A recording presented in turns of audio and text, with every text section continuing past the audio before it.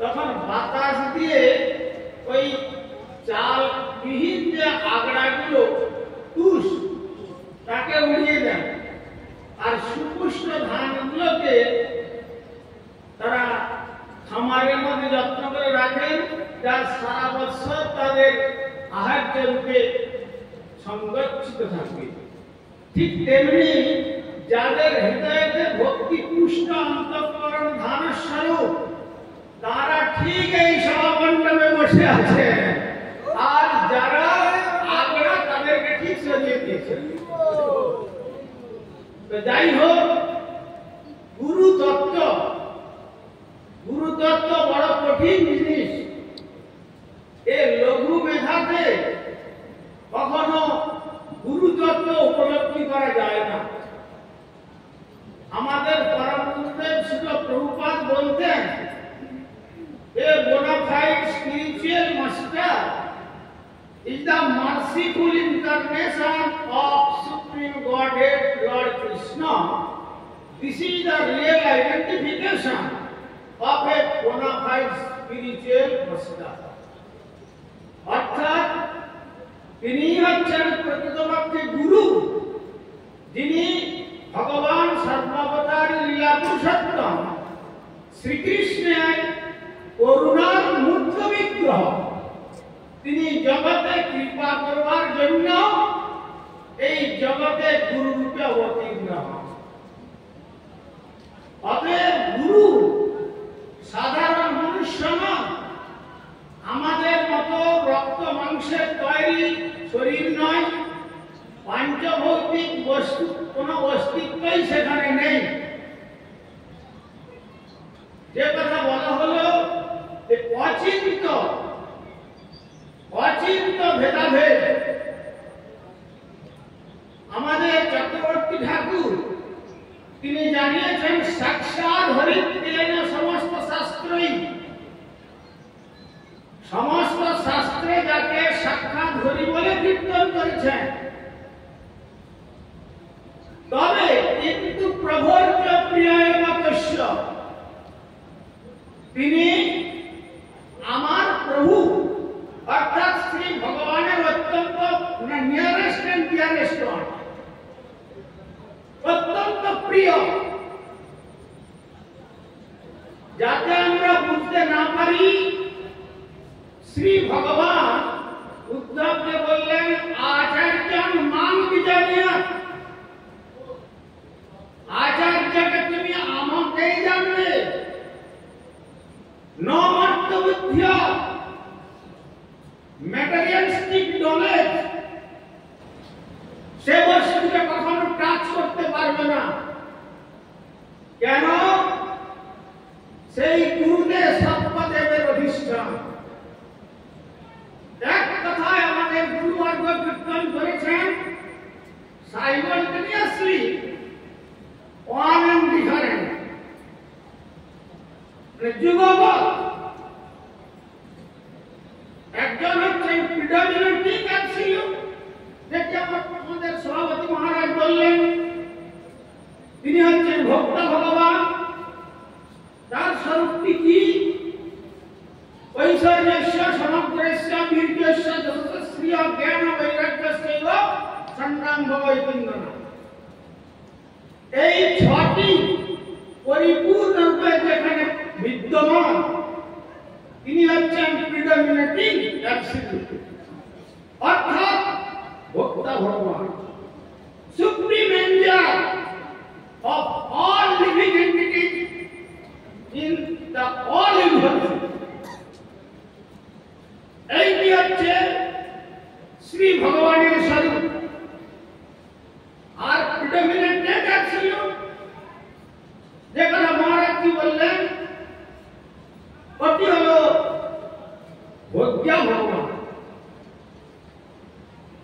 একজন ভোক্তা আর একজন ভোগ্য। আজকাল তথাকথিত গুরু যারা, তারা বলতে চায় গুরু ব্রহ্মা, গুরু বিষ্ণু, গুরুদেব মহেশ্বর, গুরু সাক্ষাৎ পরব্রহ্ম, তস্मै শ্রী গুরবে নমঃ।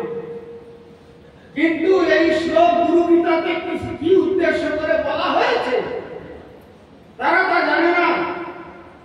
জানতে না পেরে তারা গুরুকে সাক্ষাৎ ভগবান বলছেন, কিন্তু গুরু সাক্ষাৎ ভগবান না, গুরু ভগবানের স্পিরিচুয়াল মিডিয়েটর, পারমার্থিক সংযোগ বিধানকর্তা হচ্ছেন, তিনি হচ্ছেন গুরু। এই জন্য আমাদের তুলসীদাস বলেছেন गुरु और गोविंद दोनों खड़ा है, बोलो किसको लागे पाए, बलिहारी गुरुदेव जिन्होंने गोविंद दिया बताया। তোমার গুরুদেব এবং গোবিন্দ দুজনেই তোমার কাছে দাঁড়িয়ে আছেন, তুমি কার চরণে প্রণত হবে প্রথম? সেখানে বলছেন যদি গোবিন্দকে প্রণাম করতে যান, গোবিন্দ ওখান থেকে ভ্যানিশ চলে যাবেন, সরে যাবেন। কিন্তু যদি আপনি গোবিন্দকে প্রণাম না করে গুরুদেবের চরণে প্রণত হন, তখন গুরুদেব সেই তৎপদম দর্শিতম যেন, সেই গুরুপাদ পদ্ম যার চরণকে দেখিয়ে দেবেন যে ইনি হচ্ছেন ভগবান কৃষ্ণকে প্রণাম করো, তখন শ্রীকৃষ্ণ দাঁড়িয়ে থাকবেন, তার প্রণাম গ্রহণ করে অবস্থাকে দর্শন করে শ্রী গৌর গোবিন্দে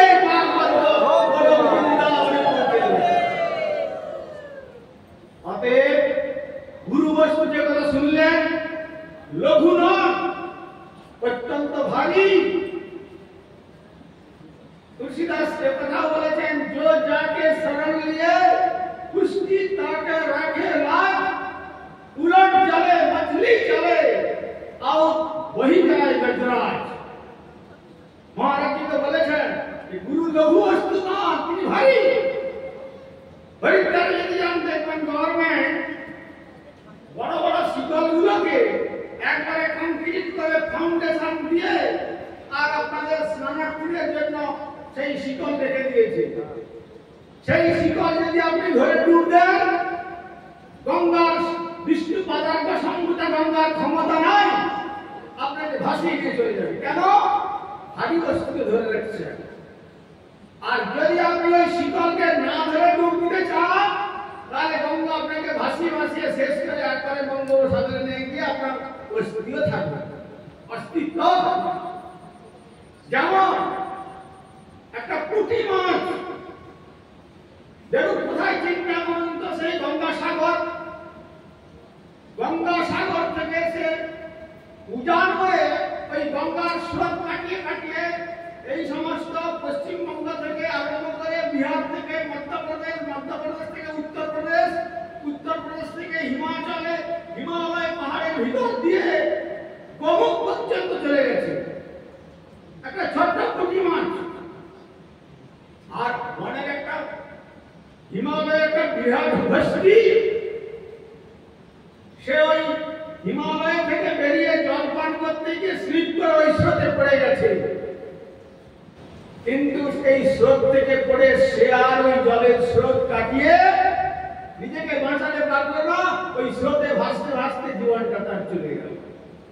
সুতরাং আপনারা যতই বুদ্ধিমান, যত শক্তিশালী, মানে ম্যাটেরিয়াল স্ট্রেংথ, কাব্য, ব্যাকরণ, সাংখ্য, সদর্শন, তীর্থ, এমএপিআরএস, পিএইচডি, ডিগ্রি, যত রকম ডিগ্রি ডিপ্লোমা রূপী বস্তির মতো ভারী বস্তু হয়ে থাকুন না কেন, যদি গুরুজন আশ্রয় করেন তাহলে গোবিন্দ রক্ষা করবেন। আর যদি গুরুজন আশ্রয় না করেন, বস্তির মতো মায়ার সাথে ভাসতে ভাসতে প্রবল সংসার সমুদ্রে ডুবে যাবে। যেটা আমাদের মহারাজি প্রকাশানন্দ সরস্বতী শ্লোক দিয়ে বললেন, সংসার দুঃখ জলধূ পতিতস্য কাম ক্রোধাদিলক্রমকারী কমলিকৃতস্য দুর্বাসন নিগড়িতস্য নিরাশ্রয়স্য শ্রী চৈতন্য চন্দ্র দেহি পদাবলম্বনম। সংসারটাকে বলা হয়েছে দুঃখের সমুদ্র, এখানে সুখ নেই। কাঠকে যদি ঘর্ষণ করা যায়, ওখান থেকে চন্দনের সৌরভ বেরোবে না, বা জলকে যদি মন্থন করা যায় সেখান থেকে মাখন উঠবে না।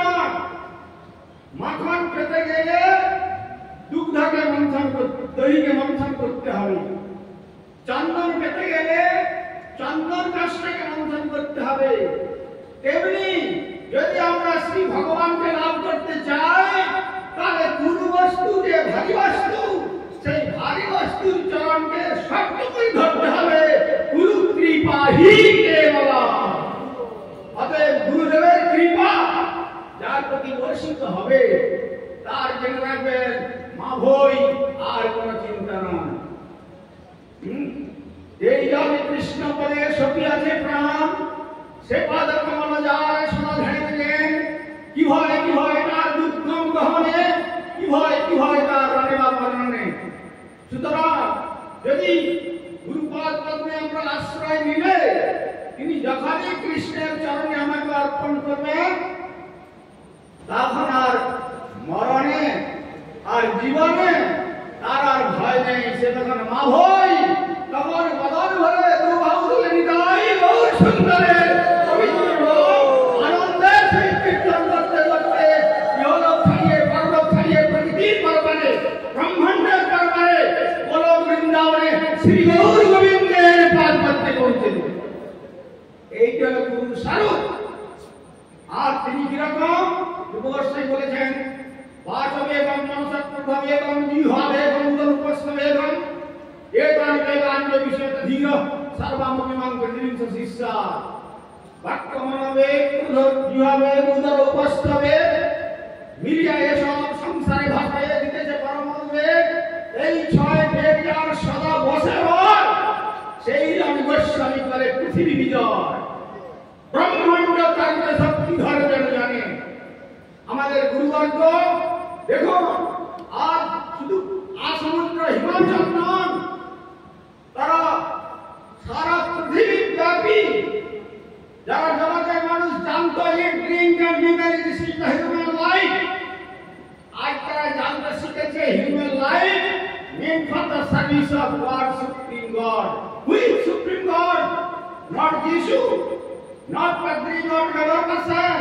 Supreme God, Lord Sri Krishna. ভগবান সর্ববতার লীলা পুরুষোত্তম শ্রী গোবিন্দের সেবা করাই হলো মনুষ্যের একমাত্র ধর্ম। পন্থাযুক্ত জয়নায়ক আর দ্বিতীয় কোন রাস্তা নেই আমাদের মঙ্গলের। তাই সেই শ্রী ভগবানের সেবা লাভ করবার জন্য আমাদেরকে গুরু সেবাতে নিয়োজিত হতে হবে। যতক্ষণ পর্যন্ত গুরুদেব আমার কৃপা না করছেন ততক্ষণ পর্যন্ত কৃষ্ণবাদ পদ্মের সম্মান পাওয়ার সম্ভাবনা নেই। আমি একটা সংক্ষিপ্ত উদাহরণ দিয়ে আমার বক্তব্য শেষ করব। অনেক বক্তব্য রয়েছে। দেখুন শ্রীমান মহাপ্রভু সন্ন্যাস গ্রহণ করে চলে গেলেন, আর রঘুনাথ দাসের মনে বড় ইচ্ছা তিনি মহাপ্রভুর সঙ্গে থাকবেন। বাবা জ্যাঠার একমাত্র সন্তান, 12 লক্ষ স্বর্ণ মুদ্রা, যার বাৎসরিক রোজগার কোথাও 14 লক্ষ বলেছেন। ক্যালকুলেটর দিয়ে যদি ক্যালকুলেশন করেন মনে হয় ফিগারে আসবে না। বলছেন বাবা তুমি এত সব তোমার বাৎসরিক রোজগার এইসব ছেড়ে দিয়ে কোথায় যাবে, কি দরকার? কিন্তু চৈতন্য চন্দ্রের বাতুল কেনা দিতে পারে। শেষ পর্যন্ত তার মা একদিন তার বাবা বলেন তাহলে ছেলেটা তো বড় হয়েছে, এ যখন সংসার ছেড়ে চলে যেতে যাচ্ছে একে বেঁধে রাখো। আজকালকার বাবা মায়েরা বেঁধে রাখার বুদ্ধি খুব জানেন। কিরকম বাঁধলেন, একবার একটি অপ্সরা সম কন্যার সঙ্গে তার বিবাহের সম্পর্ক ঘটিয়ে দিলেন। কবিরাজ গোস্বামী বলছেন স্ত্রী অপ্সরা সম,